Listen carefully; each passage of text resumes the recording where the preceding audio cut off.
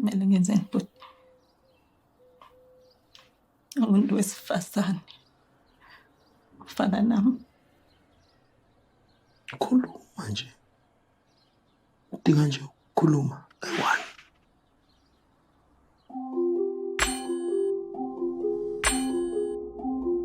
Khona kulemunye umunye nawo.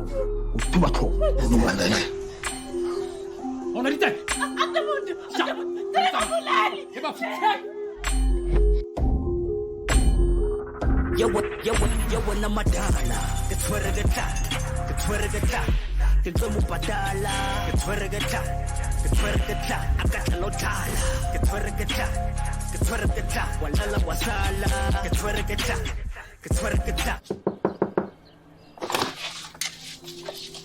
Sjoe. Sawubona Xolo. Nerna le CIT vandag bro. Nimtholile? Ja, Federomi 1 remethile follow thunyana yengwe la ritse ro e felletse kae. Mara ska wa re tlo ba kre. Oh, okay. I keep sucker in the boot, I keep sucker in the stew, I keep sucker in my shoe in case the hunters need some proof. I keep sucker in the boot, I keep sucker in the stew, I keep sucker in my shoe in case the hunters need some proof. Nese. Answer grand.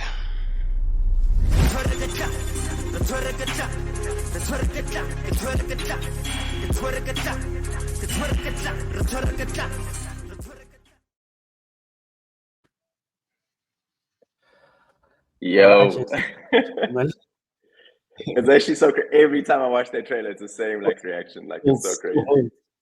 Yeah. It's like How many times you guys think you've seen the trailer? I watch it. I rewatched it.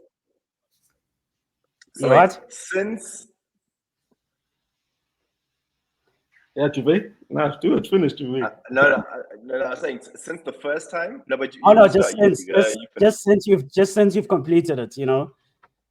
Obviously, Menzi, you edited the trailer, right? So you probably seen it like a gazillion times. So does it still hit for you? That's the same feeling, bro. That's how I know it's dope. That's a good sign when it feels the same way. I'm like, okay, this is fresh. You know. Yeah. I know it's fresh, bro.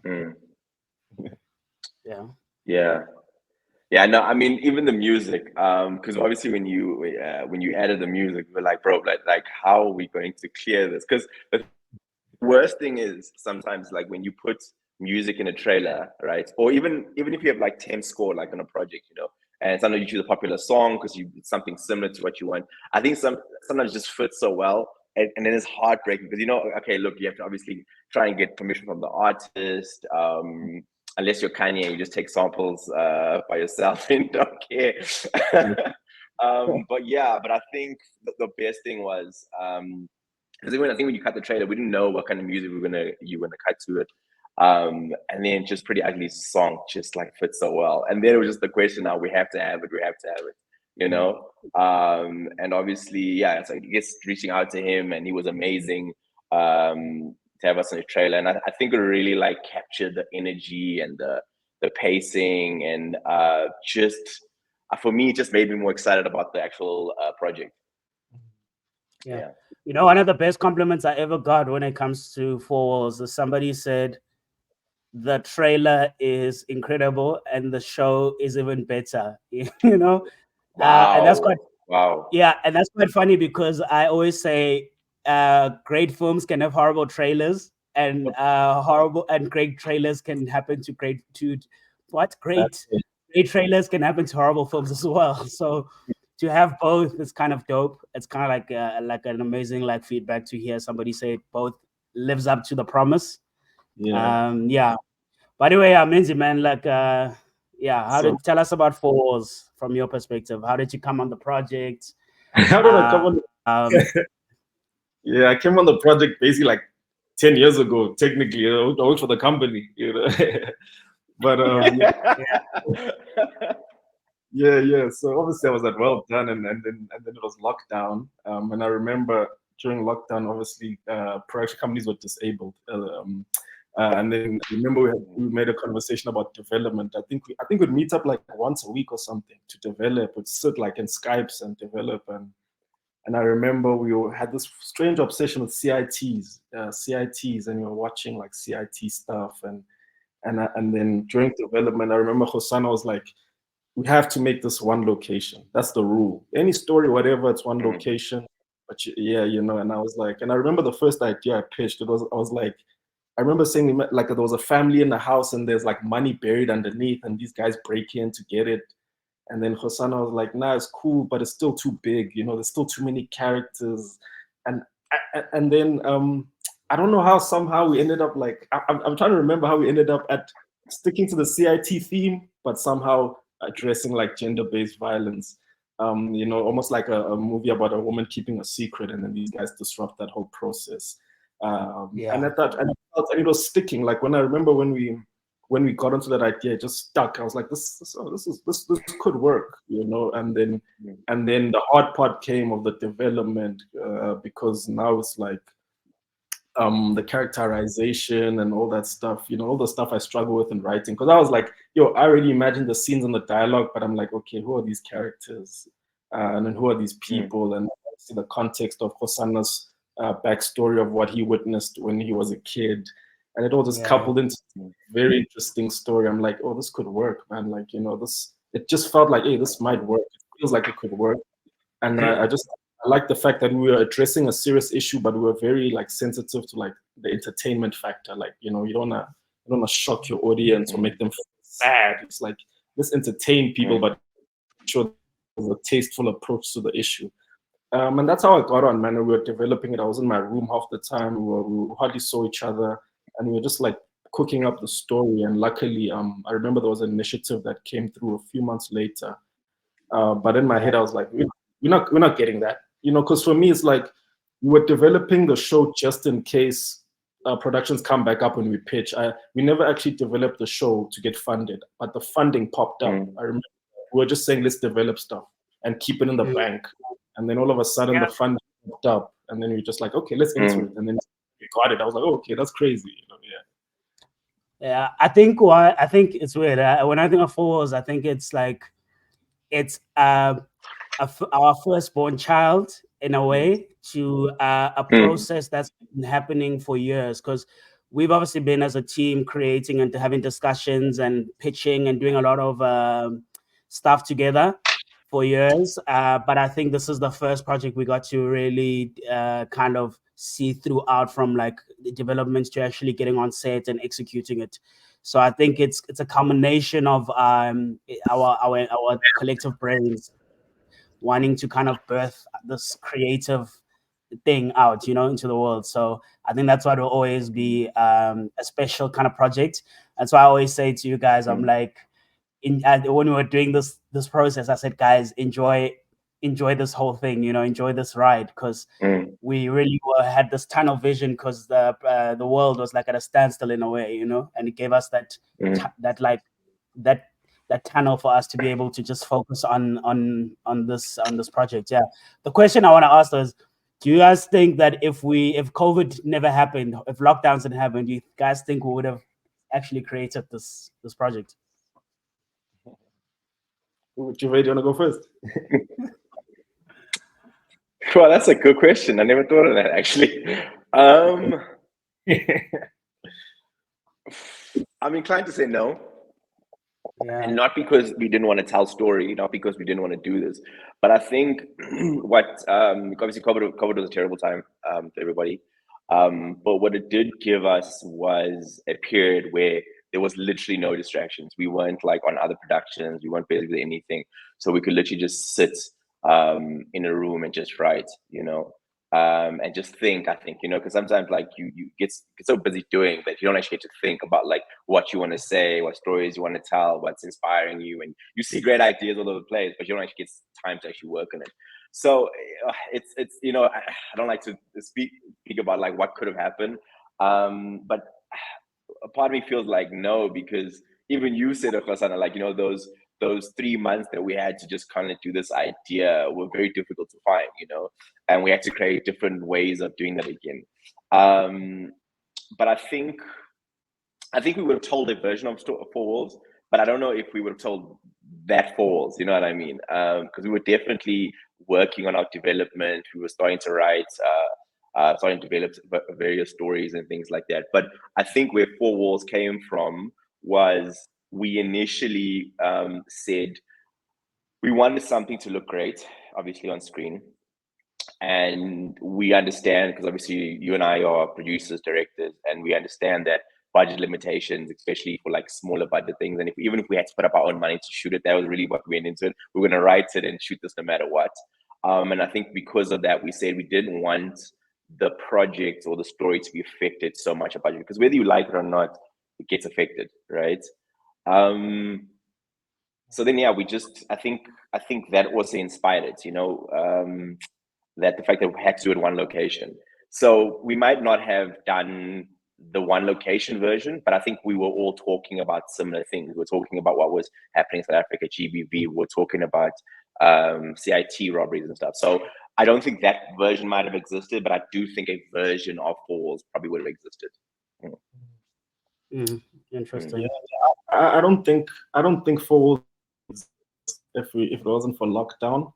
I think what would have happened is, because before lockdown, we were always talking about development, but there was always distractions. There was always this to be done. At the time, I think we were working for Viacom. There was always some distraction, just disrupting the momentum of creation. And what I think would have happened is that we would have developed a story too big, and then we would have not gotten the show because we would have been pitching a story that's too big. We had a CIT obsession. We could have written a huge movie and tried to make it happen, but what lockdown did, it kind of, you know, it grounded us and it forced us to just focus on it and be clever about our approach to cinema. And then it put us in this corner where we ended up cooking something, you know, like insanely decent. So I think our journey into narrative would have taken longer if it wasn't for COVID. But COVID put us in a position where it forced us to kind of like leap into this place, because we had nothing to lose. We had lost everything really. So it's like you might as well just start. That's a good way to put it. So it accelerated. And I think if it wasn't for COVID, we'd still be slowly, gradually working our way towards narrative. But we're here now because of Four Walls and COVID. I think we're like on the brink of narrative, actually, if technically speaking. So that's what I think.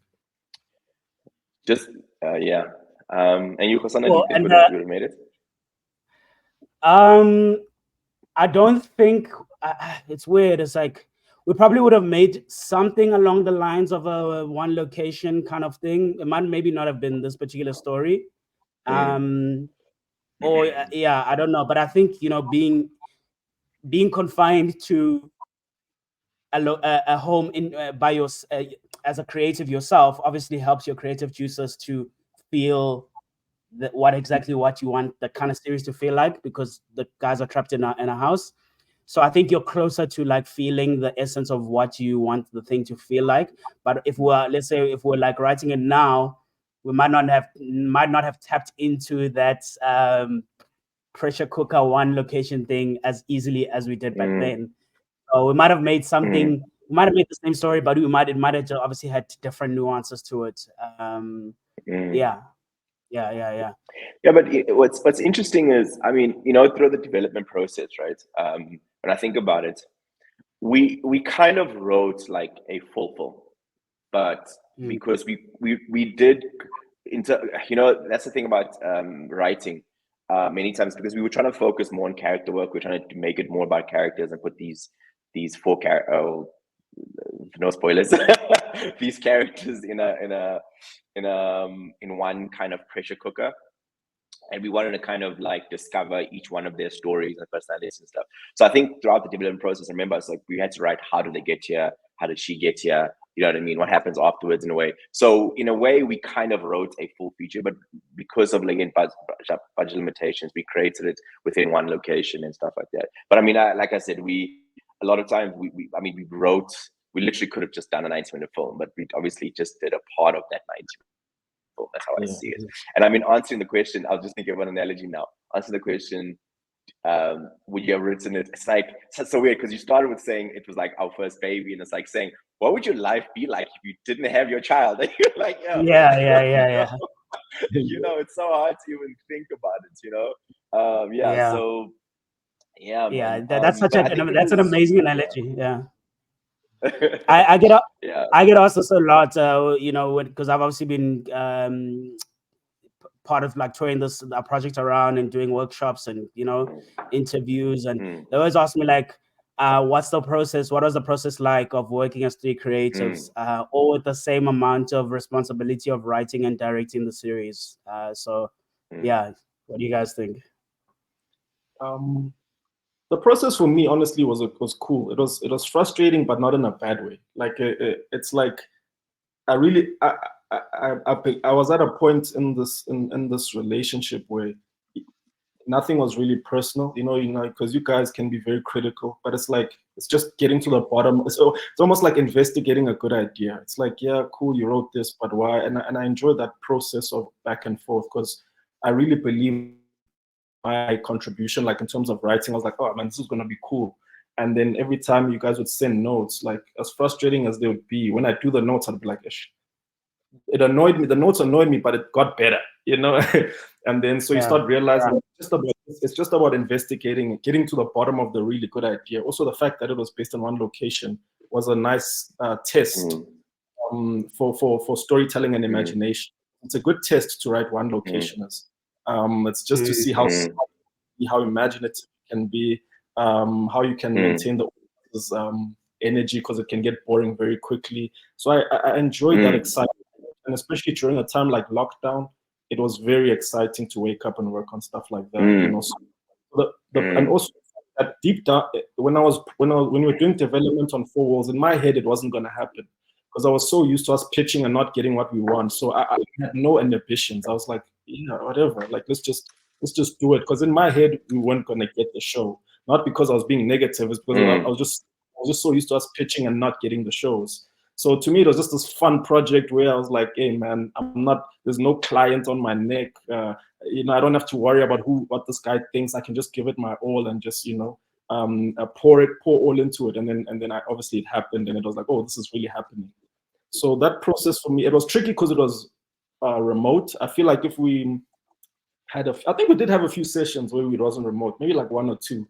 I think that would have been more fun. But the remote was tricky, but just the planning of it and the deadlines we gave ourselves, the discipline of it all. And in hindsight, it was very exciting. Very disciplined. No one was telling us the time trains. We were giving ourselves deadlines, giving ourselves motivation. So that's exciting, and it kind of boosted my confidence and my abilities. Just to be like, I can actually go and cook up something and and manage it. The experience went up. It was almost like experience on steroids, because we really gained so much experience from that. Yeah. So yeah, that's how it's. I think agreed. I think very, very. That was a very, very good point about because I mean, obviously. Four was a long time ago now for us, and we're working on a lot of stuff at the moment that people are going to see in the coming year and whatever. So I think for us, obviously talking about Falls, it's such an amazing moment for us, because it really was like we've obviously done stuff. I mean, Khosana shot Opus, which won awards globally, which was amazing film. He had done another short film that aired on SBC1 that was called. Because I don't know why am I forgetting. Sorry. Yeah, Feminine Lotus. Yeah, Feminine Lotus. Sorry, my bad. And then you had and it was scary because you had just literally the week before we shot this, you had just shot a feature for Showmax, which was crazy. Yeah. So like even you coming into this, Menzi and I were preparing with everything, and you literally just like flew from finishing a feature straight into this. And the worst part was that you had like the first part of this, directing the first part, so you didn't even get time to kind of like go into it. So it's crazy.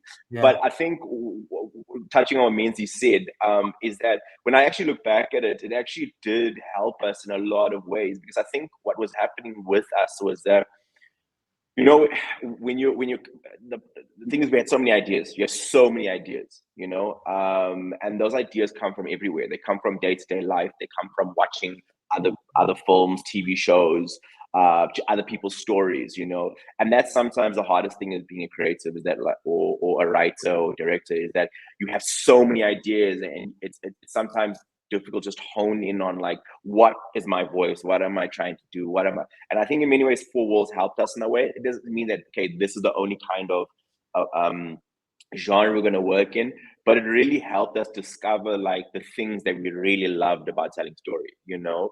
Like for me personally, like I really love discovering like the character. Like I needed to understand every single character, even the periphery characters. I need to understand everything about them. I need to know where they were born and you know, where they're going to end up. Where were they before we come into a scene? You know, for me, they had to feel like human beings. They couldn't just feel like sticks. You know what I mean? You know. So I really enjoy that part, and it actually added another layer. So now when we're writing and developing our new stuff, it's definitely improved me from that point of view, you know. And yeah, so yeah, I think it's a very good point. Like as much as it was a long time ago, it really did help us kind of like frame the stuff we wanted to do. And we use it as a benchmark to say, okay, cool, now to do better than that.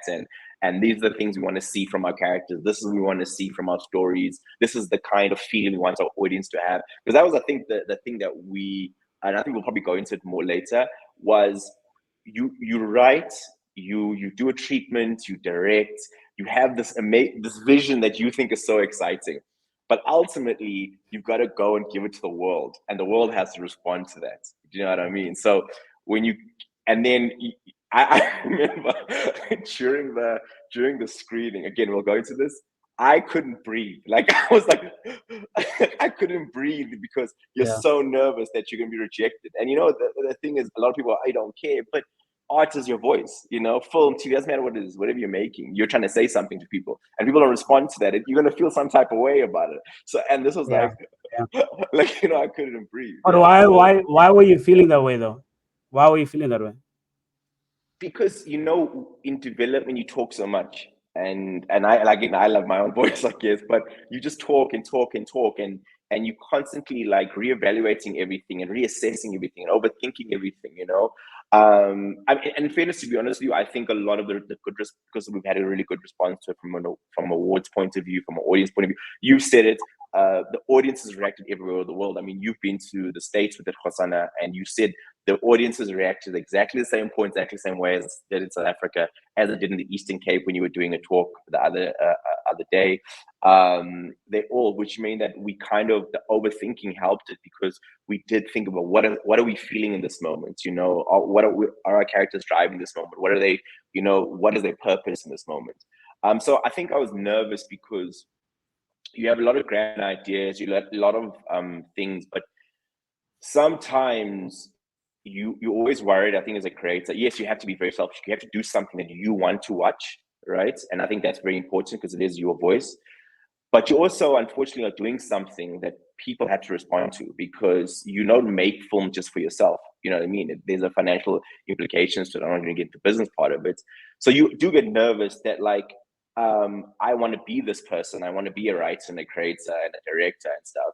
And what happens if people don't want to listen to my voice? And then there is a bit of like you know, you're sensitive to rejection, you know?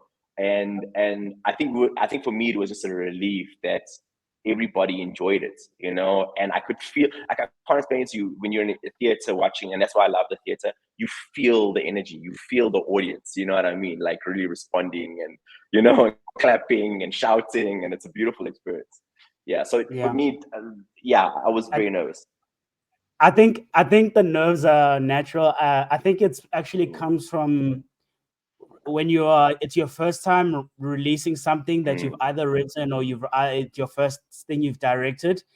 You really have no temperature of whether your voice has an audience, right? Because you made it in a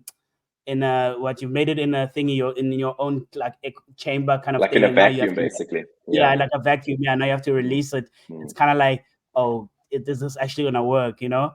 And as you were talking, bro, like I just the reason I'm saying this, as you're talking, I just thought of Opus, right? Do you know that I never watched Opus with a local audience, right? I only ever watched it internationally, right? Oh, and yes. Yeah. And I had the same feeling because the first time I watched Opus with an audience was in the States. So I had that, but like times 100, because I was like, that's wild. I was like, I made this thing in South Africa. and now I'm here sitting with this international audience. It's in a different language. Are they gonna like it? You know. So I had that panic, exactly what you felt on this project. I had it, and I think I was very different with Four Walls because I remember that feeling, man. Like, you know, when you have those nerves, and then you see an audience, you hear them react and laugh and cry and cheer and clap after. It's something that you're different after that, you know.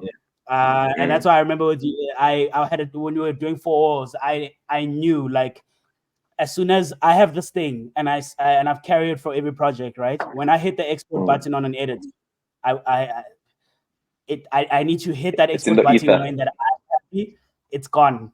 I have no control over it. Whether people like it or not, I really don't care at that point. I'm like, I like it. Does it move me? Does it represent my vision of what I want to make? And if it doesn't, then I clearly did something wrong on set, you know. Then it means on my next project, I need to fight harder on set or something, you know. So yeah, I kind of have that thing now where I just, when the child goes out into the world, you know, I just trust that I raised them well, and they can, you know. But it's actually, I didn't actually think about it until now, actually, when you talked about Opus, because, you know, we've obviously been in the industry for years. We've produced hours of content and hours of stories and stuff, but I'd never actually watched something with an audience in a theater. Do you know what I mean? That's the thing, because you produce something, you put it, and obviously we judge things by ratings, we judge things by, I guess, what people are saying on social media, you know. But I've never, I think, sat with like 1,000 people, whatever, thousands of people, and then sit in a theater and then absorb the experience in a way. And I think that's also was a bit jarring for me, you know. But again, I think it was still enjoyable at the end, where I could breathe when the credits were rolling and everyone started clapping. I think it was amazing. And you, Menzi? Also, because I was just nervous because I've been talking shit about movies my whole career. So now it's like, let's see what you're gonna do. You got a big mouth, you got all the smack talking. You know, let's see. That's what my friends were saying. They're like, because my friends are like, I'm the biggest hater. They're like, man, you're such a movie hater. You always got an opinion. It's like, now we're going to see your movie, and now we're going to have your movie. Now you've got talking all the smack, you know. So that for me was also maybe nervous. Like, am I actually good enough? It's just like this thing of like I feel like I'm good at making movies, but now it's like we're going to see if you're really good at. There's a lot of people who feel like they're good at making movies and their movies suck. So it's like now we're going to see if you can actually make a movie. You're going to see now all the smack. You know? That was it also. And also I was overthinking if maybe we took it too far. You know, like what bothered me the most was the attempted scenes, the violent scenes. It's like, did I take it too far? How are they gonna take on this information, or did we thread it perfectly, or did we take it overboard? I was also worried about how the woman's response was an important response. It's like, there's this woman in a room with 3 guys. How are a woman gonna feel about these 3 men writing the story? It's just stuff like that I was thinking about. But also it was just, it came from the fact that, am I actually a good filmmaker? Like all this, after all this braggadocious opinions and how we could have done this better, am I actually good at this? Like, and so it was validating to find out that, we could be actually quite decent at this. I wouldn't say obviously we like these, just like one movie, but I mean, this is a good sample size to see that we're pretty decent at this stuff, you know. And that was validating to be like, okay, at least I can stick around in the industry, and I deserve a second chance at this. And that was cool. Yeah. Let's talk about the preparation process, right? I obviously, like you said, Chibai, I missed a bit of it when we were like in the pre-prod stage because I was on another project. But how do you guys prepare? How did you guys prepare? What did you learn from it? How are you preparing going forward differently? You know, like Menzi, you wanna go? Okay. So technically, I don't know how to prepare because I don't know what directors do. I just know that I prepared by knowing my script. I feel like I'm like, as long as I know my script and my short list, I'll be good. But also everything was very rigid for me. It's like, this is how you do a short list. This is how you learn your script. But I started realizing the fluidity in being a director. But obviously, it was my first time. I wouldn't know how to be fluid. You know, like Hosanna, you're a lot more fluid because you've done it before. You know what rules to bend and break. It's like it's a big deal and it's not a big deal. So a lot of the time I was just overcompensating with the script. In my head, I was like, if I'm saying something smart about the script, they'll listen to me. I'm not gonna try be like an authority. I have to show them that I'm clever. So I was just preparing for that moment. A second form of preparation was just copycatting, because Hosanna did the first block. I'll just literally watch him. I'll just watch him and I just copycat. Okay, this is how he's talking. Okay, I see what he's saying to this actor. All right, cool. I'm literally gonna bite this whole thing, you know what I mean? And certain things. It's funny. It's funny you say copycat, because I actually feel like you have a completely different style to Hosanna. So I didn't think you copied Hosanna in a weird way. You might have copied maybe the direct in terms of how to work with actors, but your styles are very different in terms of like camera, visual, like, you know what I mean? You know, so it's interesting you say that. Like, copycatting just how he acts as a director. You know, just his movements as a director, how he manages people. Is he like an aggressive authority? Is he like mindful? Is he a collaborator? I'm like, okay, cool. I want to see what works, you know. And ironically, the irony of this whole situation, Hosanna saying he was absent for pre-production, but the irony of it all is that the production he was working on is the reason we got Entle, I believe.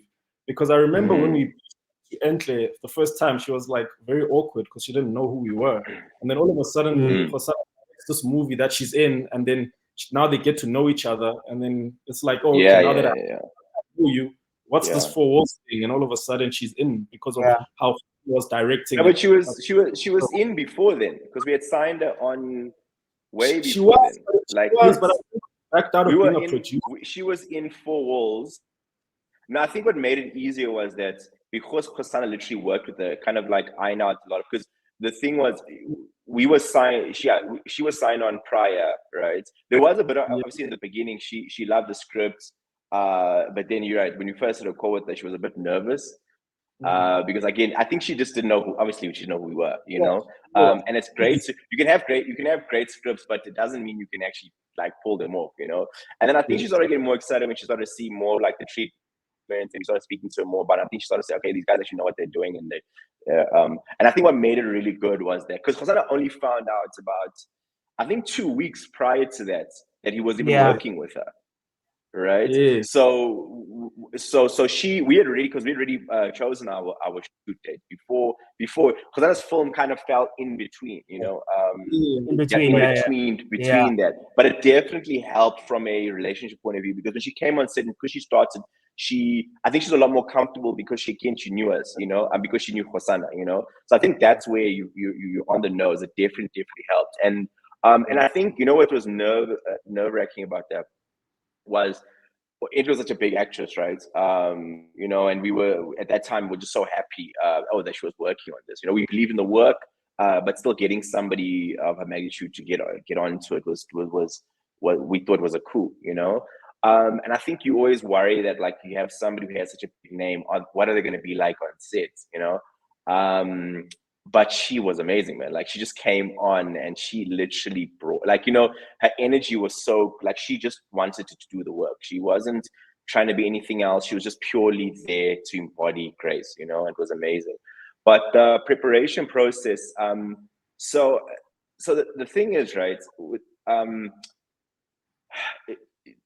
I think prep starts, it's so much earlier than actually, because I think a lot of people think it's like on the day or like a week before. That's actually not really prep. That's execution part, you know, because usually the week before, you're doing, said everything's basically done. You're doing tweaks of what you already planned. So a lot of the prep was when we sat with the treatments, you know, and we knew what we exactly wanted to look like, so we could communicate it to Brad, who was our DOP, obviously the production designers and things like that. And then I think where the prep started, where we did like character bibles and our characters, and so I think what happened. How do you prep the day before you're gonna direct? That's kind of what I want to know. Is like, what's your prep process there? You've done the treatments, you've got the script, you've got the actors. What are you doing the day before? Okay, so I'll be honest with you guys, right? And obviously, Menzi and I had never directed like something like Yeah. this, right? Yeah, Because then I yeah. had more experience, right? So we were coming to this brand new, right? So in many ways, and so weird thing to say, I over prepped. I had my shot list was insane. Like I had like so many shots, right? And obviously at that time I was also like doing a lot of the producing for the project, you know. So I was kind of like torn in between. So why I'm saying that is because I prep really well in terms of how many like, you know, what shots I wanted, um, how I wanted the audience to feel, the pacing, things like that, you know, how I wanted to build scenes, coming to the world with the world building from my end. But you did most of it, I think, from the beginning. But the truth is, because I did the last part of this project, right? Like I shot the last part. And I had such intense scenes, you know, I had violent scenes and other scenes that were so intense, you know, and not having like not being a director, it was daunting. So I did come in here extremely prepped, you know, but by the time you guys had finished, I was like, I am not going to get through the shot list. So I think by the end of Hosanna's day, Hosanna's block where he was shooting, I had to kind of like throw out everything I kind of like, in terms of not throw out everything, but kind of relook at my shot list and stuff, because I just know that I didn't have that time, and time is the killer of great storytelling. You know what I mean? So I had to kind of I had to look at the style and tone that you guys were doing, and I also went back to what the intention is in every scene. Do you know what I mean? So I stopped looking at like style in terms of shooting, and I started looking at like, what intention am I trying to get out of the scene? What am I trying to do here? What tension am I building? This is because I'm obviously doing the part where it starts escalating and getting off the hinges and stuff. And what do I really want to feel in that part? So I had to look at it there first, and then say, okay, how many shots do I get to be able to do it? And sometimes I literally had one take, because obviously work with the AD, like, yo, one shot, one take. I mean, one of the final shots, one of the best monologues in the piece is literally one shot, one take. Like, you know, so it's a difficult thing to sometimes, because we did prep so well in terms of our treatment, what we wanted to, how we wanted I think the energy and the pacing to be. So in many ways that assisted me, because I couldn't do all the prep I wanted because of time, you know. That's why it's a difficult answer, because it's not as like, I had these shots and I did that. But I think because we did a lot of research, like a lot of research prior to this, you know, we did a lot of research. For me, I consider that prep. Once I understand the world, the character, who they are, what they likes, dislikes, where they come from, what informs their opinions, what informs their decisions, and then the pacing of it, I'm able to kind of slightly be more nimble. But then also, again, I think working with Brad, was our DP at the time, I kind of told him what I wanted, right? We kind of, you know, the day before or day of, we discuss shots and stuff like that. So that's why I am rambling, but the thing is, I prep really hard, but to say I executed that prep would be disingenuous, because I kind of had to kind of reevaluate that, like literally 2 days before, a day before, and completely change my shot list and my ideas and stuff, you know. But I think really, in terms of all the work we did before we even engaged with Brad, and the production design and stuff, really aided in this. Do you know what I mean? Because we spoke a lot about it when we were reading the scripts to each other and writing, and what we wanted to do with that scene. So we kind of visualized the film in many ways before we even got there. So it really did aid. So that's what I'm saying. For me, prep started a lot earlier than like even a week before, you know, or even a couple of days. That basically what happened with me. Yeah. And you? Yeah, I was just thinking about it as you're answering. I'm like, I think I've got different tiers of prepping, right? I think I've got a technical prep, which is like your shot listing and your all the technical stuff of like what you're gonna shoot first and how you're gonna shoot stuff. And then I've got the emotional prep, which is like I have to sit emotionally in scenes to understand exactly what the scene is doing, you know. From an intention point of view, where it's starting off, what's the characters going through emotionally in the scene, and what's the intention of the scene. I have to understand every scene on that level. And then there's a relational prep that's very important to me. For me, it's actually one of the most important things. When I say like the relation, it's like the relationship. I need to have a relationship with my actors. in a specific, I need to build that relationship, because the relationship that my actors have with you guys as directors is different to me, because I'm a different person. So it's important for me to connect with my actors, and certain projects every project is different. I've had projects where I literally didn't have a table read, right? So I had to now I have to try to build a relationship with the actor first before I get on set, which is weird. So I end up having to call an actor, yo man, how's it? How you doing? Yeah, I'm Hassan, I'm the director. Yeah, so this is your character, so this is my vision. I'm not like doing elevator pitches on the phone, you know. And it sometimes comes across as extra, but I like to do that so they know who they're dealing with when they get on set, and then I'm not reestablishing that on set. So those three levels are important for me when I come on set, for me to have control of the entire ship, right? But even with that said, I don't sleep the day before a shoot. I can't sleep. I'm too nervous. Yeah, same. Yeah, same. I thought that's obvious. I thought like I I'm, didn't say that. That's I'm obvious. thinking about every little thing. I'm like, did I do this? Did I tell the art about this? Did I tell the wardrobe about this? Is this gonna work? Literally don't sleep. And that's why it's like, even with all that prepping, you get on set, you still need to be ready to rock and roll and just go, yeah, I'm gonna have to just do everything backwards, do everything upside down. And yeah, it's just the way that's but for me, I love that process now, because it's the beauty of like filmmaking, is that even with all your blueprints and your prepping, you're still gonna make art, and art is a lot of the time very intuitive and in the moment. It's I'm trying to find a sorry, go. I was just gonna say, even though you prep and it all goes sideways, if you didn't prep, you would have been shit the bed completely. That's what I'm saying.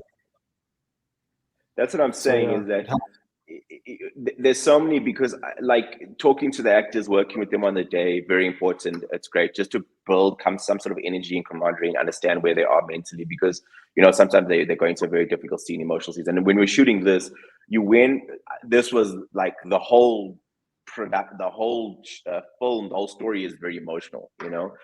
So you want to kind of create a safe space for your actors and stuff like that. But what I was touching on was really that because we did a lot of prep, like I think we did so much prep with script treatments, everything down to tone, you know what I mean? The way because we were actually like literally putting like, you know, for production design, you know, we put together a lookbook of what we wanted our characters to look like, you know, and how we want them to dress, and, you know, and working. So we had such a clean idea of what we wanted. So even though, like you're saying, everything kind of goes out the window where maybe you don't have the same time, or there's a technical issue, we didn't really have any technical issues with this, but whatever it is, because we did so much of that prep earlier on, you're able to do that. So I think that's the thing, is that even if you have to, like, let's say I had a shot list and then had to throw out the window, you kind of already seen the film and done it and seen what you're trying to do. So that's how you're able to deal with those situations.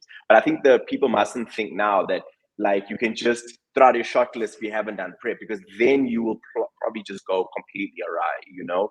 Because I mean, even you know that, like, because of time, I had to literally, like, it was a weird thing. I had to rewrite parts of my like my sequence in my head.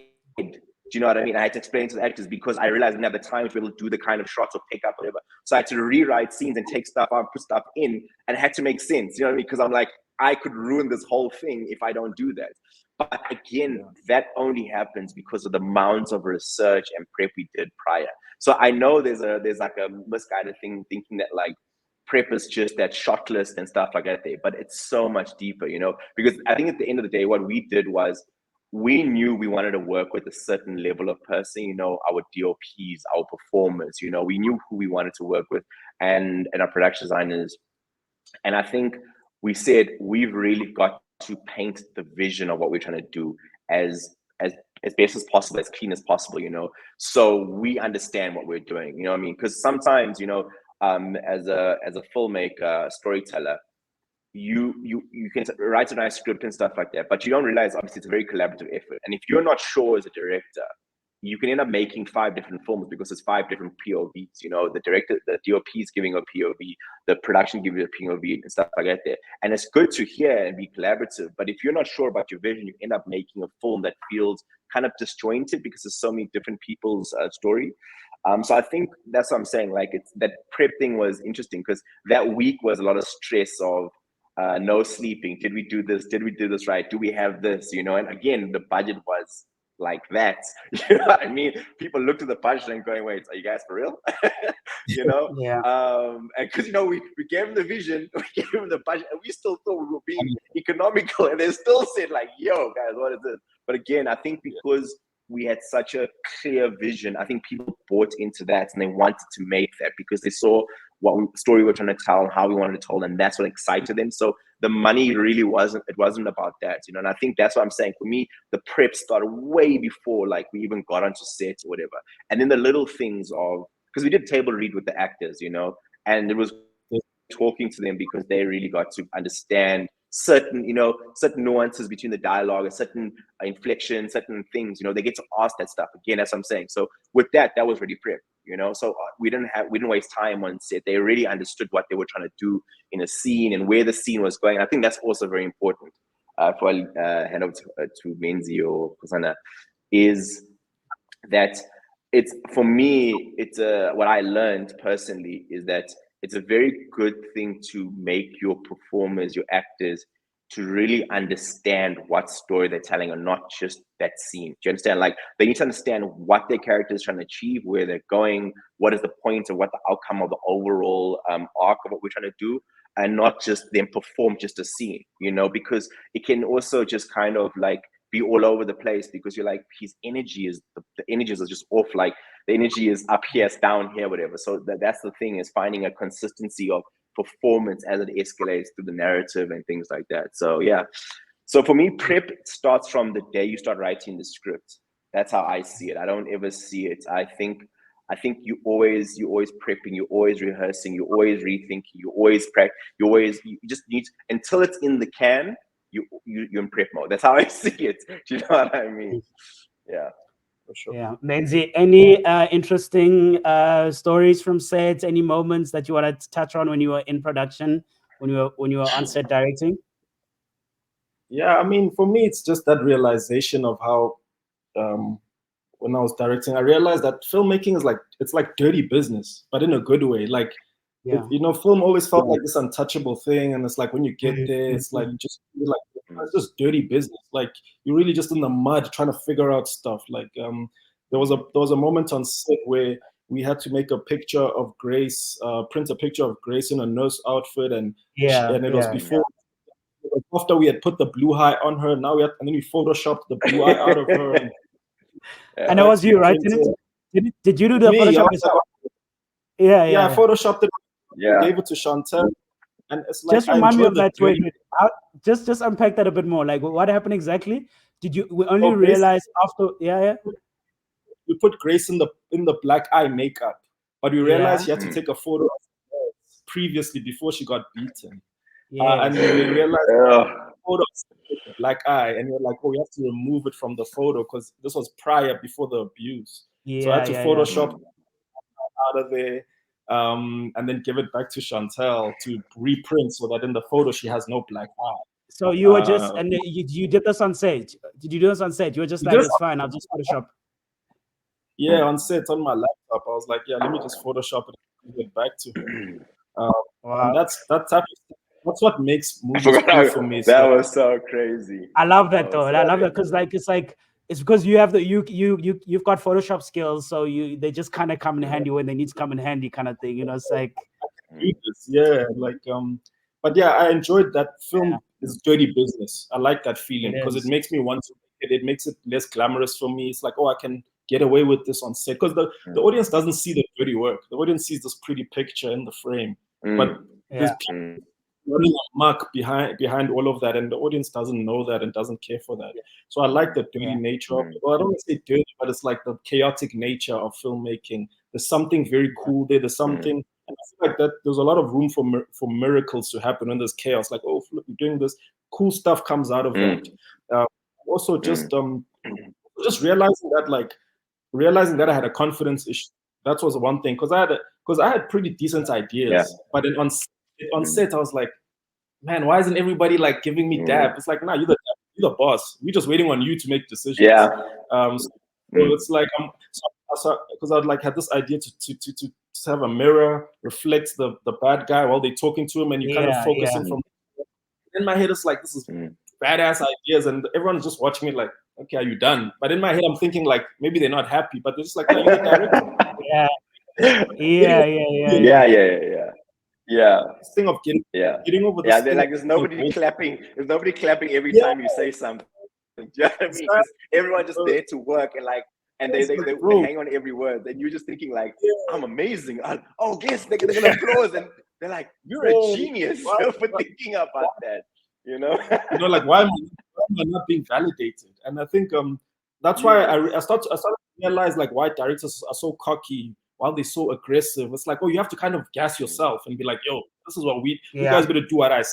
You know what I'm saying? And it's gonna work, because everybody's coming in little pieces. No one knows the full spectrum of your story except you. Exactly, the sound guys record sound on that scene. They don't have no context. So you have the context of everything, and you're managing that, and that confidence to be like, I needed to do this and I needed to do that. Even the scene where Grootman finds out that Gift is a am I allowed to spoil, guys? You know, I'm just talking here. No, it's fine. People can come back to this. Hold on. Okay, cool. Because I'm thinking like, so what's funny about the project is that it's traveled the world. I mean, we won awards in Argentina, like all places, but it's only aired in South Africa twice, right? Because we had it, we launched, premiered at RF, so people saw it there. And then obviously you viewed it in Eastern Cape, where you did this work. It's gone to we've actually lost count of like, because it's gone to a lot of like workshops, youth festivals, and I think it will continue to do so in the next coming like years. It's for 60 days of activism. It's become like such a great partner to those kind of like initiatives. So but there's no way people can currently right now. But just realizing that I think the realization that I have good ideas was very interesting to me, because it's like when I was editing it and I saw some of the decisions I made, I was like, oh, this works. You know, like the swinging of the camera, that was like, felt risky. I'm like, I don't like cutting, swing it back, and it's like, and I wanted to say that that's kind of the scariest thing about directing, right? Is that when you're on set trying out stuff, there's nobody to kind of, unless you've obviously, this is why I go back to my previous point about having the relationships and why they're so important for me. So that if something is whack, I want people to be like, yeah, man, listen, I know what you had in mind there, but it's not working. Like, I need those kind of relationships on set, because what can often happen is that, like what you're saying about being that director who goes, I am the ultimate voice and the visionary and this genius, is that you end up with a project where there's a lot of faults that could have been avoided if the person was open to like collaboration, you know? And the stuff you were trying was kind of that. It was like, people were like, because if it didn't work, you're only going to find out in post, you know? You only find out in post. You're like, why didn't anybody say that's anything? also true. But luckily it was dope. Your ideas were really dope in what you're trying to do. I want to ask you, you know, whenever I think about Four Walls and I think of the process, I always see Menzi's grin, like sitting by the control room, like sitting there watching, and he was like so excited, you know, and I love that energy. So I want to ask you, like, at what point when you were on set did you think this is gonna be fire? Like, what thing made you feel that feeling? It could have been when you were directing, watching, whatever it was. So there were two instances. I think the first one was day 2. So day 1 for me was just I felt like I shit the bed. It was like I felt like everything went wrong. I feel like, hey, these guys think I'm an idiot, you know. So day 1 for me was day 2 for you, for your directing, is what you're saying? Yeah. Okay. I'm saying I did 2 days. So the first day was for me. I didn't do a good job. Day 2 was better because it was when we were doing the scene where Olani comes in and all that, and I was explaining the long take and the spinning of the camera, and when the actors were like nodding their heads and kind of like agreeing with what I was doing, because Entle and Kulu, they are very experienced people, so I'm sure they can identify. Yeah, they can identify when something is just like wash, and then they can identify when something makes sense. Every time I put myself into context, because they'd ask a lot of questions like why, and when I explained it, they'd be like, oh, okay, that actually makes sense. So when they started to agree the vision, and when I was explaining these ridiculous ideas to Bradley, and he would just look at me and be like, okay, I felt there was something there. I'm like, oh, okay, this actually good. Like maybe I'm not crazy, you know. And then the second moment was when after I'd finished my directing, I remember Noni, the AD, came to me, and she was like, bro, I like the way you think. She just said that to me. She was like, I like the way you think as a director. That was like quite validating. Because I'm like, dog, am I doing stuff right? And she was like, I actually like the way you think. I like the way you approach things. It's very cool. And then she was just like, you must just more. You must just talk more. You're very shy. Like that stuff's not gonna work. It's not gonna work in this industry. You must just have a voice. So I really enjoyed it. It was validating to me. I was like, okay, cool, thank you. You know, so that was a moment where I'm like, this was hard work. But when I was on the monitors, for me, it was just like surreal. It's like, oh, this is actually happening. Like I was kind of like cheesing at the idea that all of this is happening. Because in my head, like I said, we used to pitching and not getting anything. So in my head, I'm like, oh man, we're on set and this is working. This is actually this is so random how all of this is coming together. It felt like we're kind of, you know, I even felt guilty. Like, you know, we're kind of cheating reality because we're so used to just not getting it. So when we were getting it, it felt like a turning point, and I could feel like, oh, this turning point in our careers possibly, you know, and that was a nice feeling. So that's true. Yeah, because obviously, like I think touching on because I think we obviously had like because we were mainly non-scripted, we've only done non-scripted, you know, reality and stuff. So that transition of us trying to now do scripted as well, and people going like, I mean, and these are people we've worked with, like broadcasters we work with, and going, okay, but what have you guys done, you know? And like, but I've got years of experience of production, but what have you done in stories? I think it was kind of validating for that, because we said, okay, well, let's do it ourselves, let's shoot it ourselves and see whether we can validate these conversations further. And yeah, just touch on it, like from a narrative point of view, now it really helped us in terms of pitching. It's helped us get projects and really start to build our narrative voices, you know, because I think the best thing for us at that time was, again, we had short films and short films and things like that, but I think we realized strongly that the approaches were completely different.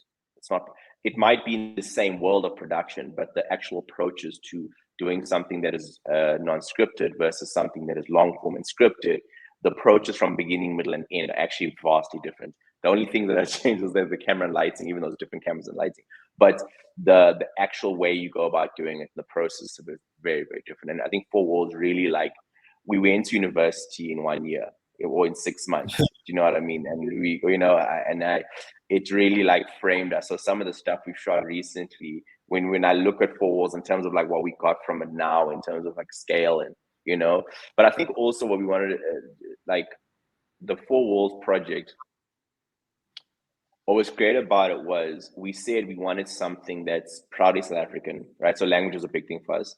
And we wanted something that our people want to watch and be proud of, but also the world wants to know more about South Africa, or not necessarily know more about South Africa, but understand the level of technical ability of our country has, you know, because we work with people like Brad, work with people like Chantal, Noni, people like that were just, I mean, obviously then I can name the actors as well, Kulu and Entle, and obviously our what would you call him? I don't want to say we found him or discovered him or anything like that. But our Jeff Jackson, who was our breakout star. Yeah, it was so key. Our breakout star, who was so key to it, because everybody was hard to cast. Obviously, we started with the Entle, but he was so pivotal, because if he didn't bring it, the actual whole story would just fall flat, you know. And wait, tell me, when did you know when you were on set that everything was working? At what point did you think this is gonna be dope, or this is dope? Or did you not know until you got to post? Or did you not know until you got to post? Like what? I'm very different, right? Because again, of course, as Menzi said, I'm extremely critical of myself, of our work. Like I overanalyze everything to like the 10th degree. so I don't ever have like true, like I have expectations of something because it gave me prep when we write, but I really only say that until I see the first cut. And obviously the first cut is so rough, right? But that's when I know, okay, I have something here. Then it's just now polishing it, you know? So I don't have that feeling until I see the first cut. I don't have that, oh, I got in the can. I'm always like, and I think that sometimes filmmakers, it's a bad thing because you sometimes live in the world of what you didn't have versus what you do have. You know what I mean? You're like, I didn't get that shot. I didn't get another take that I wanted, you know? So you always just obsessing about, well, I'm saying my experience. I'm just always obsessing about what I wasn't able to do versus what I did capture, you know? So I think that's the only time I saw it and I said, okay, this is actually our vision. Like I think that's when I saw the first cut. And then again, it was obviously, we're still polishing and stuff. And yeah, so that's for me, it's only until I see the first cut. But I do believe okay, so actually let me touch on, you know, when I feel like we have, like, it's a weird thing, right? So there's a final scene, I don't want to get spoilers, one of the final scenes with Entle, her monologue, right? When she delivered that, right, because on paper we rewrote it and wrote it. I remember the monologue, we argued about that. That was probably the biggest arguments we had is about that scene because it literally ties everything together, you know? And we wrote it. And obviously, even when we say it to ourselves, I'm not a performer. It doesn't sound as powerful. Like, you know, you know what you're trying to say, but you can't get those emotions out that maybe a performer can. So when she did it and I saw it, right, I kind of got lost in that moment. Like, in the sense that I was just watching. I didn't, because I directed the scene, I blocked it, whatever. But then I was completely immersed in a moment, in a performance. And when it's weird, like the whole world just went quiet in that moment. And that's when I felt like I got something here. But then I needed to go, did everything else tie itself? Because that scene is so powerful, right? And I was like, I literally said to myself, I'm like, yo, she should win an Oscar for this. Like, that's how good the scene was. And then I said, I just hope the rest of the project actually lives up to this scene. So that's when I felt like I had something, but it was obviously everything else tying itself together. Yeah. Yeah. I remember when you did the monologue. I'll never forget. Just before you went and rehearsed with the inside, and you were about to shoot. I was sitting there, and I said, she's gonna get one. I said she's gonna do it in one take. And it's because I knew what that monologue, how it was written, and I knew what it meant for her. And I also knew just how she's got the switch when she comes on, like when she centers herself into a scene. I just know it because I just come off a feature with her, so I just knew she was gonna kill that monologue. And did she kill it? She she ate that monologue, you know. For me, funny enough, I'm like, when I knew that this was gonna be a dope project when I was sitting watching you guys direct, because I was enjoying. Because I was the viewer at that point, you know. I was kind of like the viewer, and I kind of saw the performances, I saw the camera work, I saw the look, everything. I was just like, oh, this is gonna be so amazing. Like I was the audience, and I knew when Menzi swung that camera and all of that risk taking was working. I was like, this is sick, you know. The shots from the mirror to the characters, like you're doing some really cool stuff stylistically that just took the thing to another level, you know. And then obviously when you took over to do your blog, it was like I felt like the thing was doing this in a beautiful way, and that's how I knew. Like I call me arrogant or whatever, but I knew when I left set, I knew that this was gonna be fire. I knew it was gonna be a defining project that was gonna go a long way. Yeah. You know, so I have to share this, right? So my experience, obviously, with this was slightly different to you guys because I was like, obviously, again, because the producing thing, and it was a lot, you know. So so it's weird. Like, I was watching you guys, obviously, and I think that helped me and stuff. But I think what made me nervous was just that, like, I like the night before I directed, I didn't sleep. Like, the night before we shot the first your block, Hosanna, I didn't sleep, right? Because I was overthinking, did we remember everything? And you remember like the most random thing, like, did we get that tape or something? Did we get that picture? And then, but again, you're working with people like Chantal, who's a seasoned and amazing production designer, and they're amazing because they give you things that you didn't even know you needed. But I think, and it's helped me now because in the stuff we're going into, the stuff I'm going to direct now and stuff, it did help me realize in terms of the requirements of actual directing, because I obviously produce stuff for people, and I give them what we need and kind of stuff in terms of support and obviously without demands from them. But I understand that, like, to be able to tell a story, you kind of need to shut off the world in a weird way. You know what I mean? You kind of need to be completely consumed by that piece of work for however period of time you're working on it. And I think sometimes, like, it took me a little bit of a while, probably like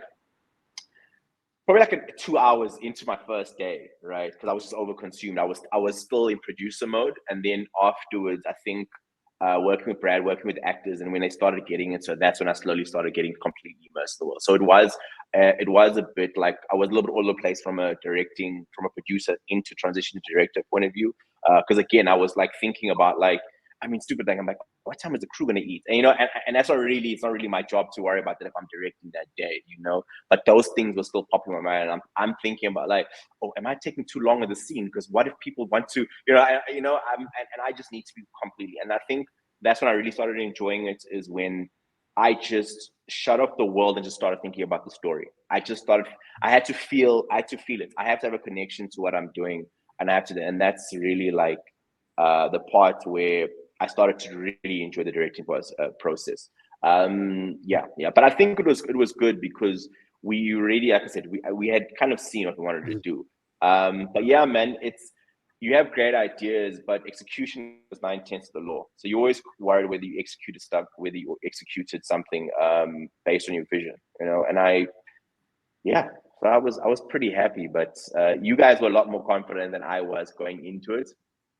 But I think that's also what made it a great project, was that I think we all kind of supported each other, in a way, because like you needed Hosanna, like obviously would want to, like, oh, should we do this? Menzi did that as well. I did it with you guys and stuff, so it was very collaborative and stuff, So I think that's where it really became a great project. I think that was definitely one of the biggest strengths of this project, was how in sync we were. And I only say this because somebody said it on set. I think it was the AD. He was like, "Wow, you guys have such a great working relationship," and I think it's because of that. We were constantly we trusted that we each had it under control, but whenever there was a moment where we just needed to check something, there was no ego to be like, no, don't ask me any questions. I'm directing now. It was more like, yo, did you see that this and that and that and that and that? I was like, oh, flop. Oh, no, don't worry, I got it. Or it was, it was a very much that's why I said when we started, it's like, this has been years in the making, kind of us doing a project together. So we've kind of ironed out all of that ego nonsense that usually gets in between like work relationships. So I think to date we've with this Four Walls has taken about 8 international awards. Is that crazy. A thing for you guys? We didn't do it for that, but that's crazy. Yeah, how important are awards, Menzi? Awards actually very important, because again, it's like it's like a stock clout thing. It brings up your currency. It's currency. So. And people respond to awards. Like me personally, as a person, I don't get it, but people really respond to awards. There's oh, okay, these dudes mean business. So they're important in the sense that they have to be taken seriously, because they're a form of currency. They're a form of showing that you've been validated to some degree, depending on which awards. And we've won pretty significant awards, even selections. We've had some pretty significant selections. We've got selected for Pan African Film Festival, Opus, and Four Walls. There was a lady, Cindy Lee, Moni Lee's daughter. She's a director. She got selected for Pan for a short, and she was kind of like saying this is a big deal because it's an Oscar adjacent festival. Yes. And in my Yes. head, I'm like, we got 2 of those. So it's like I'm realizing that this is actually a big deal. Like it's a form of currency, simple and plain. You use it to get more work. You use it to get into rooms, and it needs those awards to give it the weight. Really, even from a point of selling, that it gives it weight. So awards are very important.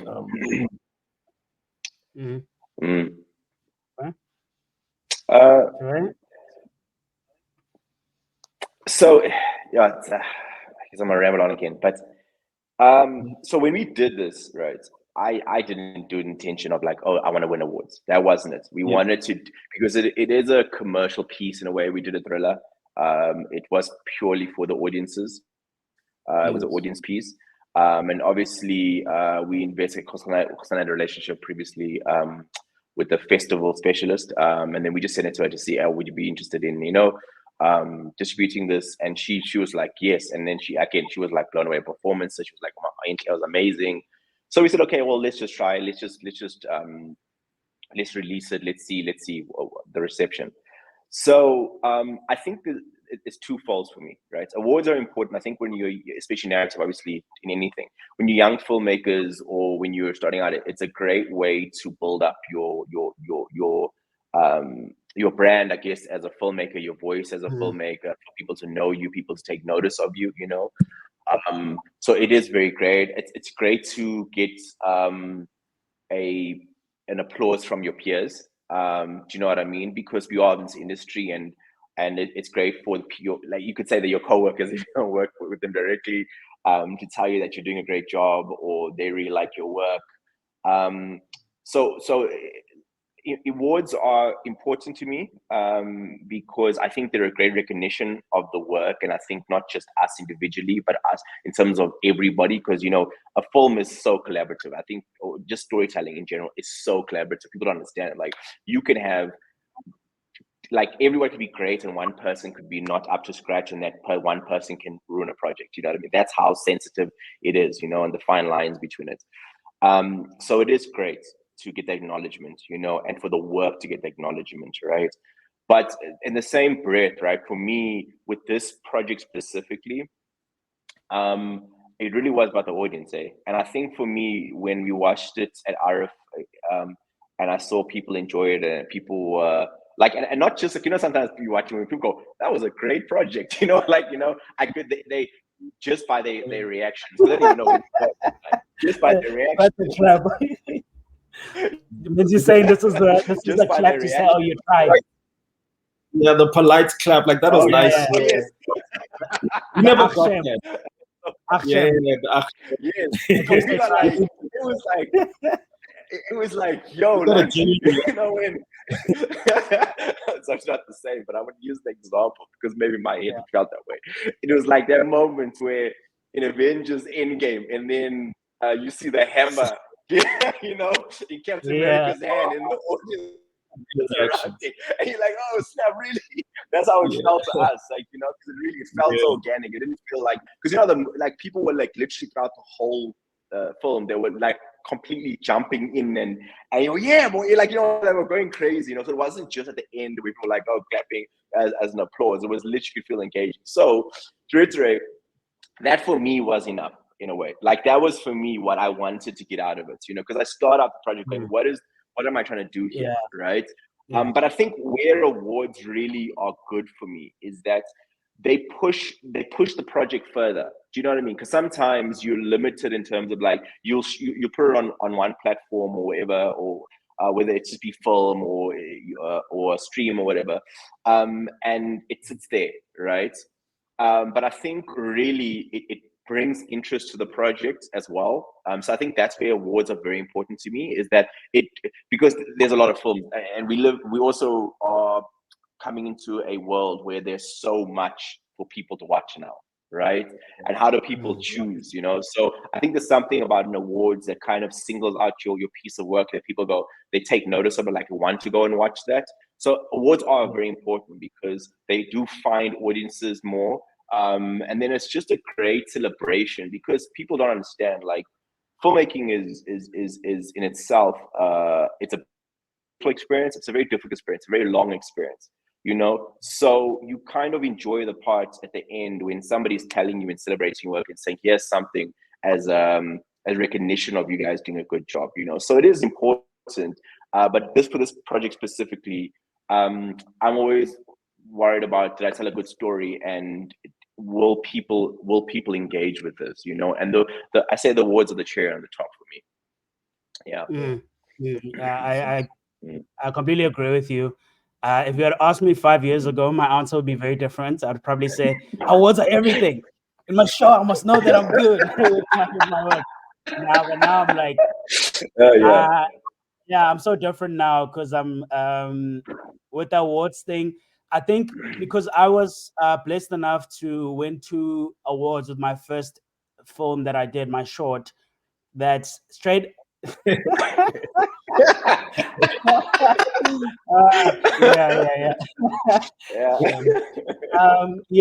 because of that, it really changed my. I was like, okay, I've got awards now. I've won an award. I know I know I've got some skill set. I've got a voice. I can direct. I can make a film.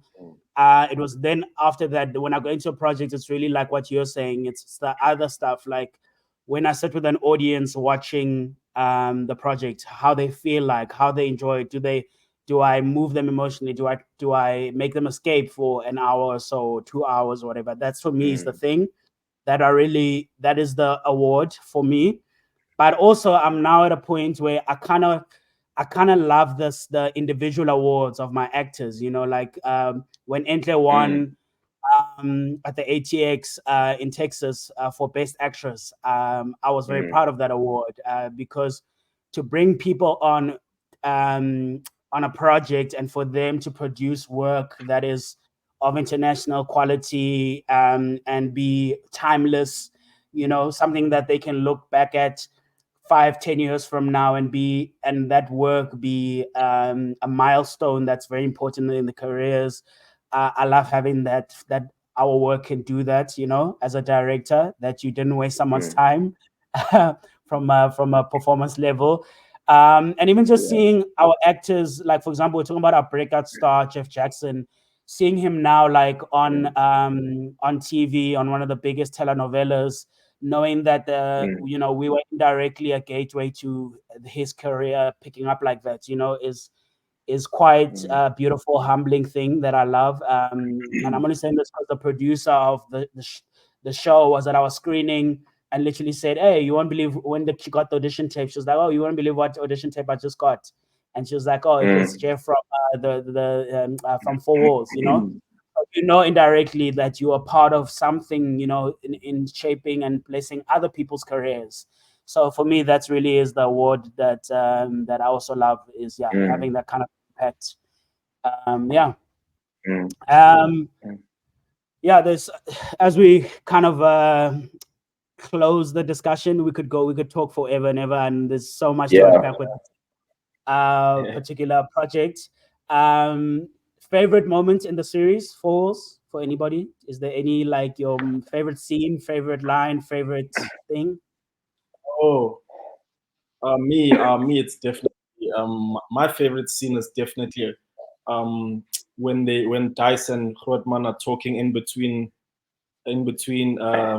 Grace and Lefa, when they discuss what to do next, and then the camera's cutting in between both of them trying to listen, and they like having this intense moment.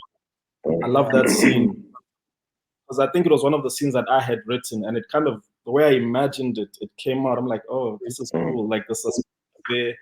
Lefa's like trying to see what's missing. Grace is like got her head down. She just found out. She didn't tell him he was a cop. Just that whole moment, because that's the moment when they start breaking apart, when the relationship. I love that.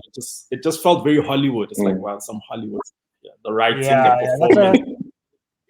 I think that's a great scene, because it's literally everybody's perspective in one moment, captured through the blocking of the shots. It's like, you look this way, he's going through ish. You look this way, she's going through ish. You look, you over the shoulder, the two guys, they having a standoff. It's literally everybody's trying to fight for their own like perspective and what they want to do in that moment. Yeah, that's quite a dope. Yeah, That's quite a dope thing. like a perfect galvanization of writing, directing, acting, PD. It all just came. It was like some Hollywood stuff. It's like it's the type true, very the type true. of selected for Oscars. Like this is the scene that it felt that way. You know, I really like that scene. Like, that was a cool scene. Right? That's very cool. Yeah, very cool.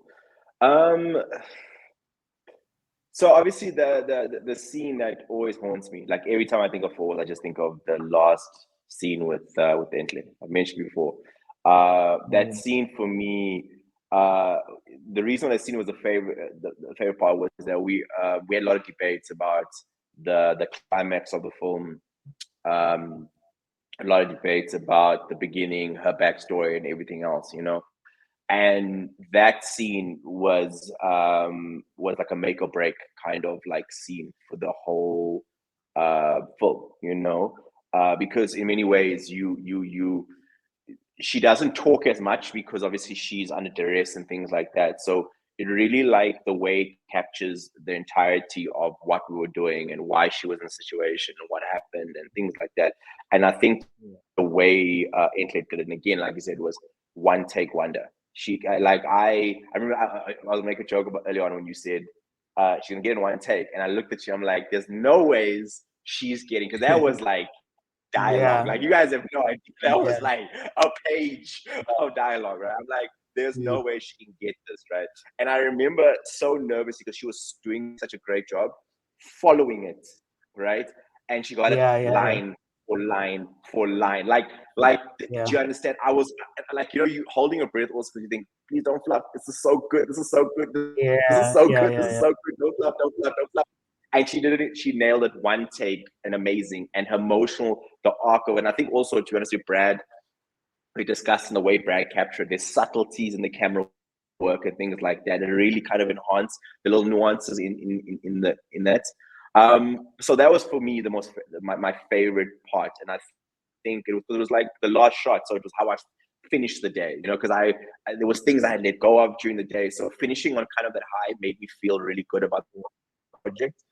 And then there's one scene that I really enjoyed, is that there was a scene that I wrote, right? And Hosan and you and Hosan were like, I don't like this. I don't like them saying this to each other, right? And then you're like, they wouldn't say this, right? And then we left it in, and then when they did it, you both came to me and said, holy shit, that actually worked. That was so good. So that for me was like a little bit gratifying. Sometimes you write something, you go, oh, when people speak like, or will they say that? And then for me, those are my two favorites. Because I think it's doubts, and I'm I think it's the moment. It's the exact same scene that Menzi is referring to when they're standing at the door and there's that standoff. And Rodman says no. Rodman says No. Yeah, no, it's not that scene, because the scene he's talking about is slightly more in the beginning. My scene is slightly later on, because it's really like the tensions have risen and they're like about to crack here. You see, that I think his scene is talking about is when they're just still first coming into the situation and talking and discussing it. My scene is a little bit later, but it's a similar kind of setup in terms of where we shot it. But sorry. From my perspective, I don't have a favorite scene, but I've got favorite moments that happen that for me capture the kind of vibe that I want to have in like my work, which is like the little throws to the little references to hood stuff in the hood, stuff in the township, stuff in being South African, you know, like there's the bold and beautiful reference that's in there that you know, I remember when I was writing that line, it's the way South Africans have a relationship with the bold and the beautiful, I feel is very unique to anywhere else in the world. So when it's said in that context, it's like South African, you understand? So true. But what's interesting is that they laughed at that line the same way in the States. So I love that kind of thing. I like the little references to like the dog next door that's barking. You know, that's like a township thing when the dog's making noise. I love the reference of like when they're having to direct somebody to come to the house. That's a very like something we do. I don't know if they do this anywhere else around the world, like trying to direct somebody like Utati lefty, and then I want to stop sign, stop sign, like that, those kind of No, things. that's definitely South African. Yeah, so South African. So for me, I like those moments. And I basically like all the stuff that's uniquely South African, I must say. Like even Dice saying King Karuba sponges, you know, like you don't script stuff like that, and you also will never get that line anywhere else in the world said like that, you know, like saying somebody's being solved by I really calling hope them people a watch sponge. this. I really hope people watch this after they've watched Four Walls, because we basically given everything away. But you're right. you I think that was I completely agree with you. I think you're right. I remember that, like we didn't, because it's a thriller, right? And the formats or the genre of it isn't, it was developed, obviously it's international format, you know, thriller, horror, that kind of stuff. So I think we were very like conscious of not telling a story that it feels like it's like we're telling a story that's very grounded in South Africa, you know.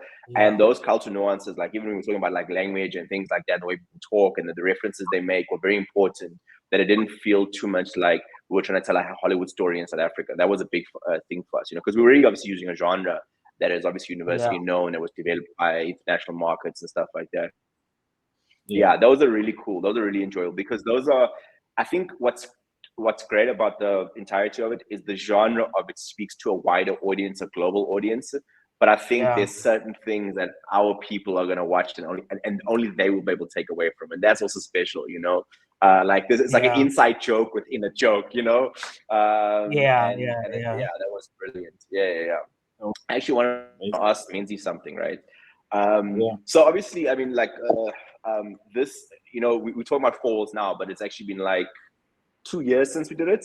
So it's a long time, you know. It's obviously, because it's been doing its international run, we are planning to release it now in South Africa, finally.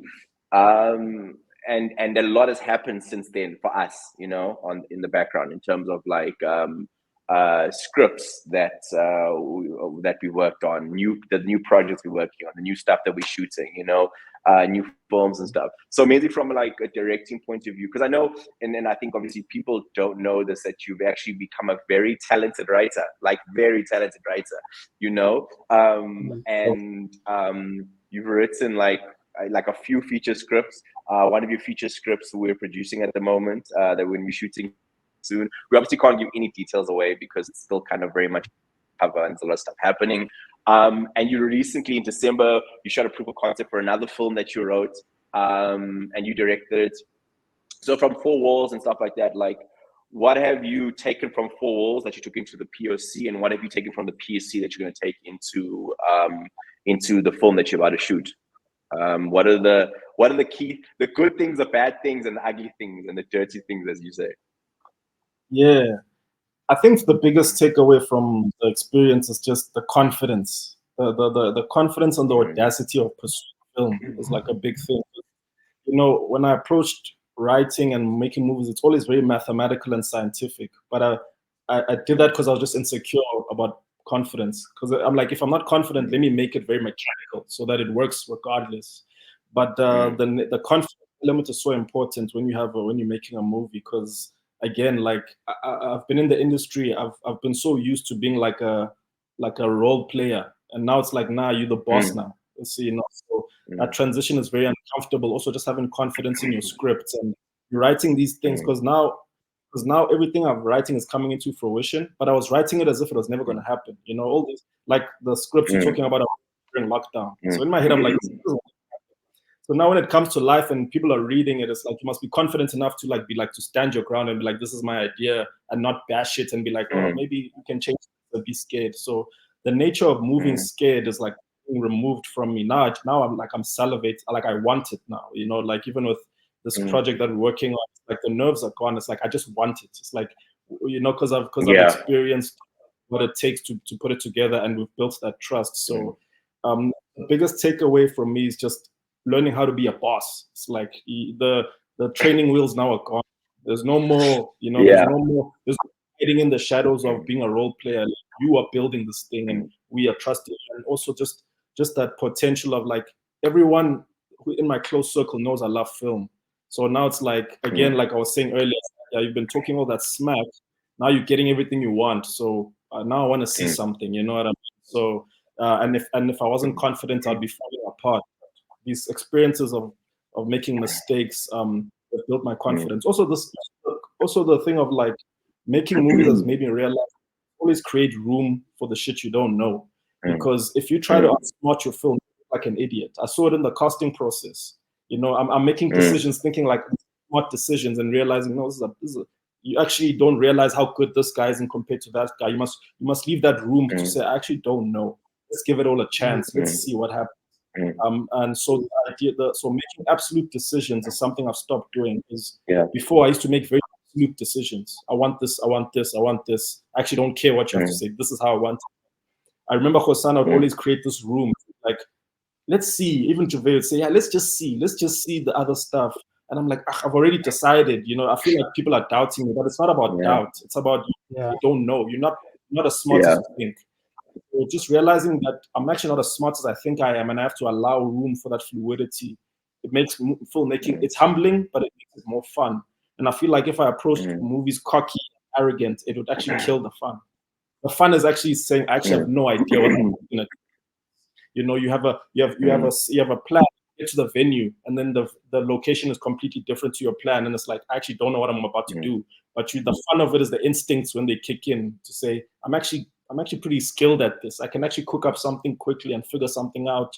The instinctive nature of filmmaking is making me more excited to make films, because those experiences make me realize that even on our worst day, we can still cook up something decent. So that for me was validating, because it started with Opus. I'm like, Opus had no business being that good. I remember keep saying that to Hassan. I'm like, this movie has no business being this good compared to make. So the realization that even on my worst day, I can cook up something decent is like very validating. Because now I'm like, okay, because every decision I was making great decisions, but I was insecure. But now I'm confident. So now imagine that outcome of like moving the city with confidence. It could get like really like. So I'm excited for how I'm gonna be as a director, but now with the self-doubt out the window. And that excites me more than I'm nervous. You know, that growth actually excites me. So you've written everything you've basically directed, and you know that's just crazy, because now, I mean, like, as you develop director, there's a chance that you're gonna direct things you haven't written. You know, that's gonna be an interesting experience for you. You know, because obviously when you're writing something, and obviously when you're directing, it's not easy, but slightly easier because you've kind of seen a lot of it before, you know, and then it's kind of your vision, you know. But obviously, people, again, we can't let everyone know, but we can talk just in general about the genres that you're doing, right? So the first one you wrote recently, one of the first films script here was a horror, and then now it's more of a coming of age story, I could say. It's like a dramedy coming of age kind of story. So what exactly informs that thinking? Like, because I mean, those are completely two different genres, completely two different stories, you know. So like, where do you get it? And I actually asked Hassan as well, because we're obviously writing as well. We're also writing at the moment scripts. He's directing something soon as well. So like, because I mean, again, totally two completely different genres, completely different story points, like you know, where exactly are you drawing inspiration from? What is making you want to write these scripts? What is making you want to tell these stories? Yeah, so that's what's scary, is that I don't know where I must go as a writer. I just have ideas, but a lot of my ideas stem from like primal human elements. So it's like, if I'm focused on the primal desires of a human, I'll write a good script. But in terms of genre, I'm not sure where to go. But I like dramas, so I might just, you know, do dramas. I was saying to Fasana, I love horror, but horrors are just too niche. I could make the greatest horror movie, and there's still people who just don't watch horrors. You know, there's people who just like, I just don't watch horror movies. I could have the dopest horror movie, but my mom will be like, I don't watch horror movies, so good luck.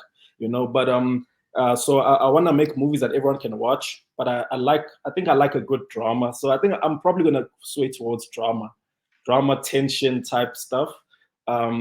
But in the same breath, the older I get, the more I want to do like light-hearted stuff. Like I want to write like a Christmas movie, because again, it's an opportunity to write a movie that everyone can watch. And also it's a good writing exercise for me, because it's easy to be edgy. You know, I can do that edgy shit all day, but it's like, do something simple. Take a family having dinner and make it an interesting story. You know, take a family meeting up for Christmas, but make it so interesting and so beautiful.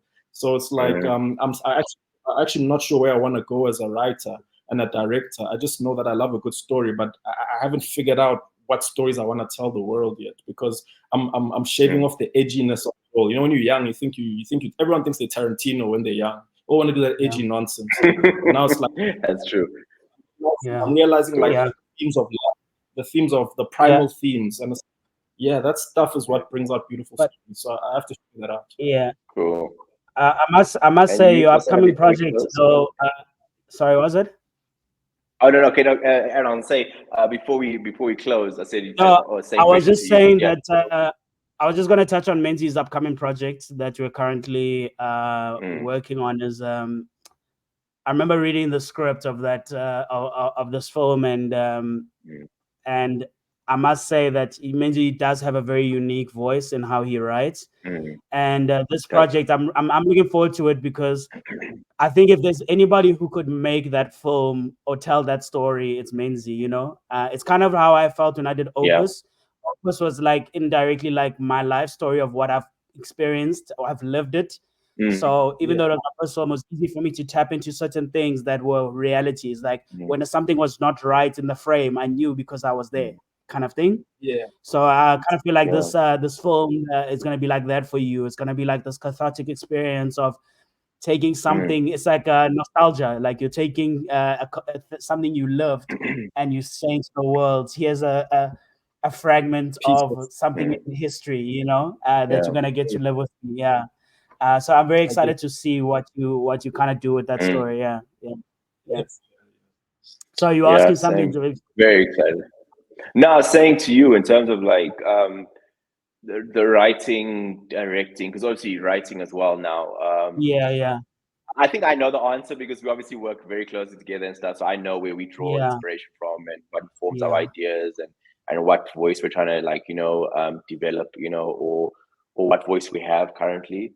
So I think I have understanding, but obviously not everybody knows that in terms of like, where do you draw from, from writing, and what actually informs those, what inspires those ideas again, because I mean, because you've done a rom-com, you've done a thriller.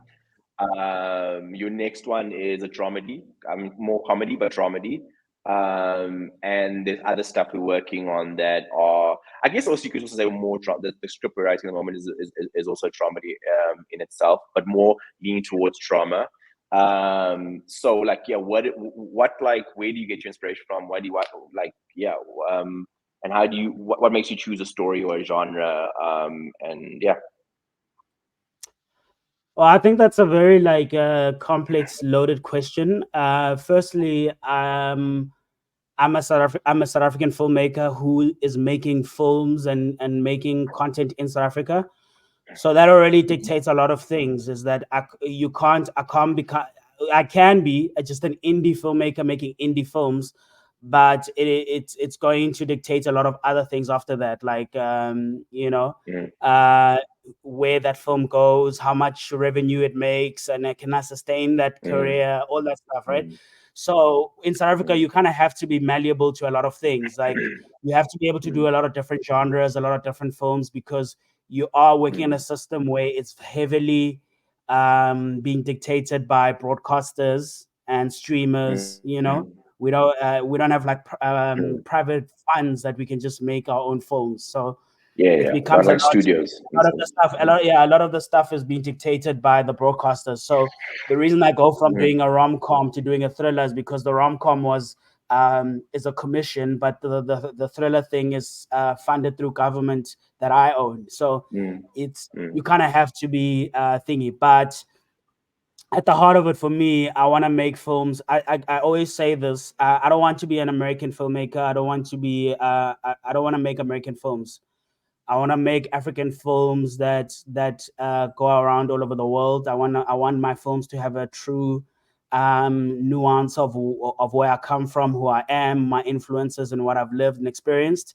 And I just think we have such a dope country that has such unique things that entertain me, that make me feel like, because I've traveled and I'm always like, I've never seen this in SA, or or the stuff that I see here, I'm like, only That's true.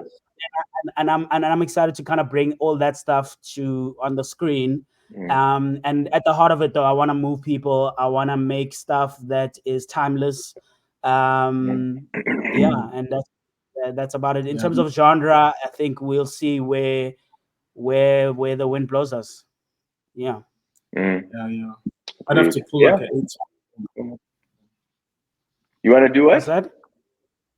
No, I'm saying you might have to pull like an 824. Just follow the story, and develop a style around various genres. But that's exactly it, man. If a script is great, I mean, why not make the film? And it's kind of like, and it's what I was saying about your film that we're working on now. I remember reading the script and I'm like, we should pursue this, and that's kind of that's how it works. It's like even the POC we shot is like, the script is great, it's there, pursue it. But yeah, that's true. Yeah, man. I'm extremely excited to see the project that Menzi's directing. Just because I just think it's like, how do I say this, man? It really is like it's his voice, in the ways, right? Because when we first started working with Menzi like 10 years ago, right? One of the things that we liked about him was, as people might not know, and Arcadium is one of the biggest. He was, what do you call it? It's so funny now. You're not young anymore, so it's like you were like an OG in the content creation game, Baba. People don't know that about you. You know what I mean? You started this YouTube thing that everybody is now on, And one of the things was he had amazing YouTube channel. He was creating such like unique, different work, and I think we just love his voice. You know what I mean?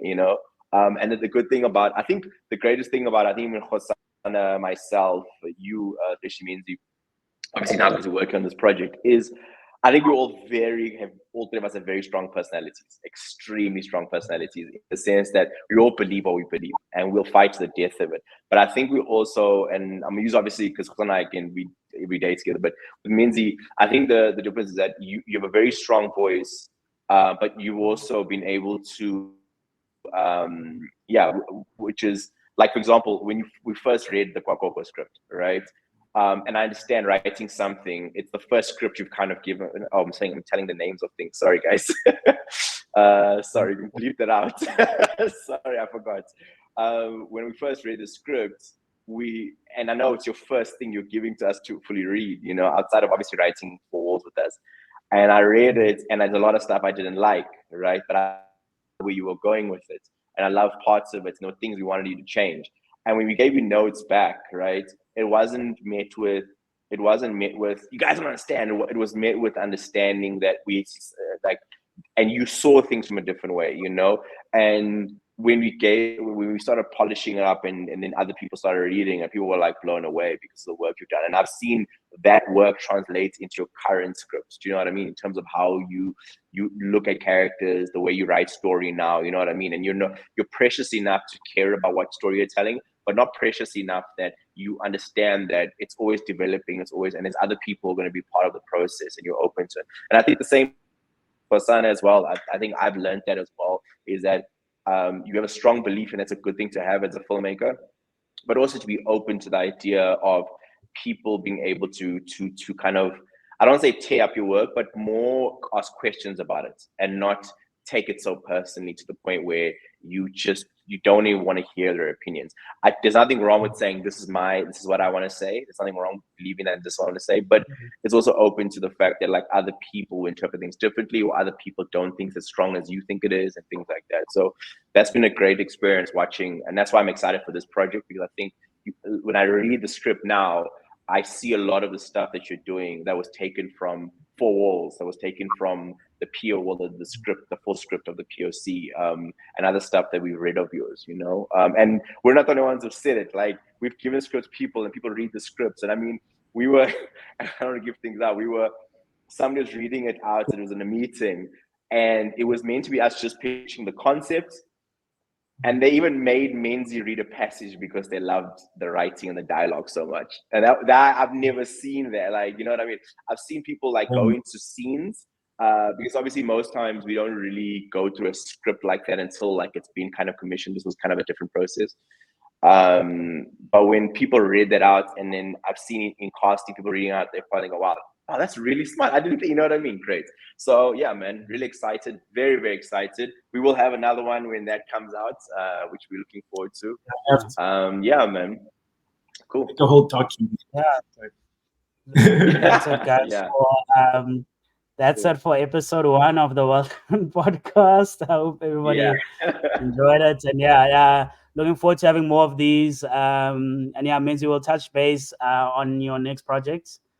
And can't wait to hear all about it. Yeah. It's now the new one soon. Cool, man. Sure. Is it done?